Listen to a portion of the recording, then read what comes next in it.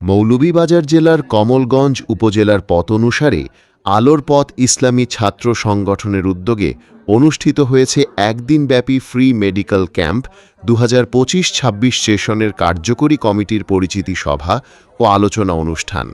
সোমবার 7 আগস্ট সকাল 9টা থেকে বিকেল পর্যন্ত দিনব্যাপী এই আয়োজন চলে। অনুষ্ঠানের সঞ্চালনা করেন সংগঠনের প্রতিষ্ঠাতা ও ভারপ্রাপ্ত সভাপতি এহিয়া আহম্মদ রাফি। সভাপতিত্ব করেন সংগঠনের প্রধান উপদেষ্টা তোয়াবুর রহমান তবারক। প্রধান অতিথি ও উদ্বোধক হিসেবে উপস্থিত ছিলেন পতনউসার ইউনিয়ন পরিষদের চেয়ারম্যান অলি আহম্মদ খান।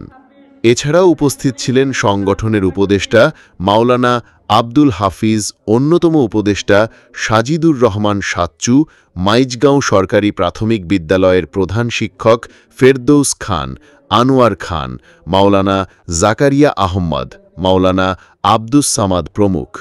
দিনব্যাপী এই ফ্রি মেডিকেল ক্যাম্পে এলাকার গরিব ও দুস্থ মানুষের জন্য বিনামূল্যে চিকিৎসা সেবা প্রদান করা হয়।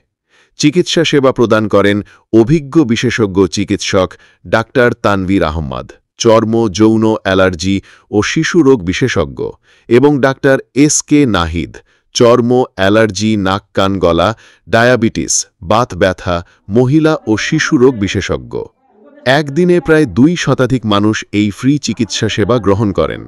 এই অঞ্চলের অনেক মানুষ আর্থিক অসচ্ছলতার কারণে চিকিৎসা থেকে বঞ্চিত, তাই এই ফ্রি মেডিকেল ক্যাম্প তাদের জন্য একটি বড় সহায়ক ভূমিকা রেখেছে। স্থানীয়দের মতে এটি একটি মানবিক ও মহতী উদ্যোগ। সংগঠনের প্রতি মানুষের গভীর আস্থা ও বিশ্বাস রয়েছে। সেই বিশ্বাস থেকেই অনেক রোগী দূর দূরান্ত থেকে এসে চিকিৎসা নিতে উপস্থিত হন।